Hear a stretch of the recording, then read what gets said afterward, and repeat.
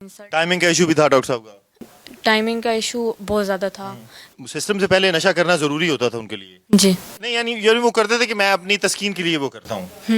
मेरा शौक़ है। इसने मुझे जब तूबा छोड़ के गई थी तो इसने मुझे सहारा दिया। अस्सलाम वालेकुम नाज़रीन, मैं उम्मीद करता हूँ कि आप खैरियत से होंगे। मेरे फ्रेम में दूसरी तरफ जो खातून बैठी हुई हैं, अब ये किसी तारुफ के मोहताज नहीं है। कुछ अर्सा पहले शायद इन्हें कोई भी नहीं जानता था।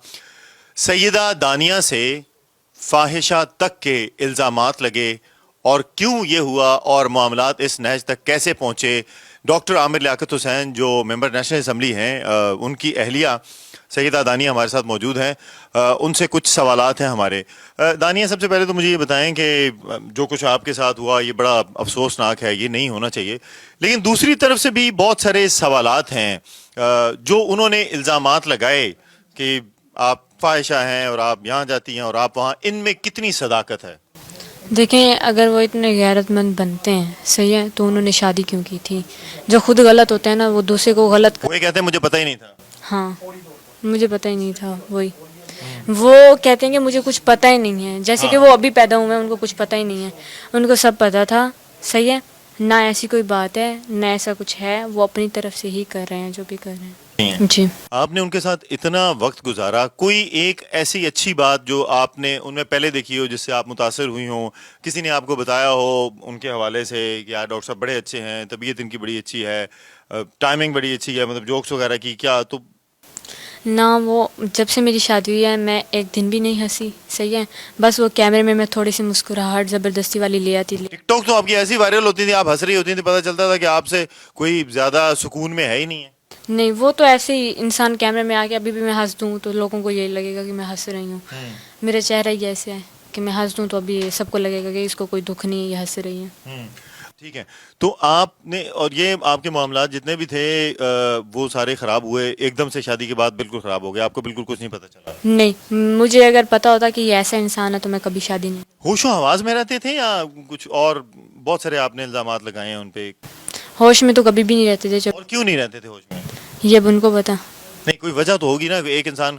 रहते है? थे, नशे में रहते थे। कौन सा नशा करते थे? पता नहीं, कुक कुक बुलाते थे उस नशे का। ये किसी दवाई का नाम है? नहीं, वही नशा है, वाइट कलर का नशा है कोई। मतलब कैसा होता है वाइट कलर का? अच्छा, कुकू। हाँ, वाइट कलर का नशा है जो नाक से वो लेता था।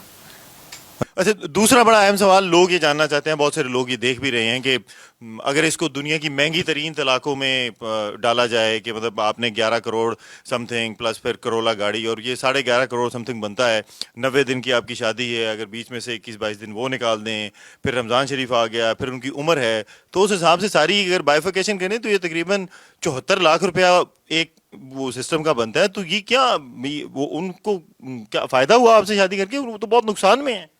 नहीं, कोई नुकसान में नहीं है, ना ही मैंने उनसे कोई पैसे लेने हैं। सिर्फ मैंने अपने आप को बचाने के लिए ये सब लिखवाया कि मैंने इससे कुछ भी नहीं लिया। और उन्होंने कहा कि यार शादी के बाद हमारा कोई इस तरह का आपस में हमारा कोई राब्ता नहीं था, मतलब सिस्टम वाला मामला जो था वो उनकी बात गलत है। जी। सिस्टम था या नहीं? था, नशे में वो कुछ बस वो जो बात होगी मैं तो नहीं कर सकती वो। ठीक है, क्या ये अच्छा नहीं होता कि आप इन सारी चीज़ों को संभाल के रखती, और अगर घर से कोई चीज़ खराब होती है तो आप डिफेंड करती हैं, आप कहती हैं नहीं मेरा खामद है? आपने कभी उनको समझाया कि आप ये सारी चीज़ें छोड़ दें? बहुत ज़्यादा समझाया है। जब आप समझाती थी तो वो क्या कहते थे? वो कहता है कि मैं तुम्हें छोड़ सकता हूँ, पूरी दुनिया छोड़ सकता हूँ, ये नहीं छोड़ सकता। तो यानी सिस्टम से पहले नशा करना जरूरी होता था उनके लिए? जी। अच्छा, नहीं यानी वो करते थे कि मैं अपनी तस्कीन के लिए वो करता हूँ। मेरा शौक़ है। इसने मुझे जब तूबा छोड़ के गई थी तो इसने मुझे सहारा दिया। अपनी सिक्योरिटी के हवाले से आपको कंसर्न है? जी, मेरी जान को ख़तरा है, मेरी फैमिली की जान को ख़तरा है, मुझे सिक्योरिटी की बहुत ज़्यादा ज़रूरत है। आप सबसे गुजारिश है आप मेरी हेल्प करें और झूठे इल्ज़ामात पे ना आएँ, झूठी बातों पे ना आएँ। आपको पता है वो इंसान कैसा है, आप सबको पता है, पूरी मीडिया को पता है, फिर भी आप मुझे गलत कहें तो ये गलत बात है। मैं एक औरत हूँ और औरत ज़ात आपसे एक रिक्वेस्ट कर रही है कि आप मेरा साथ दें, सच पे चलें, झूठ पे ना चलें।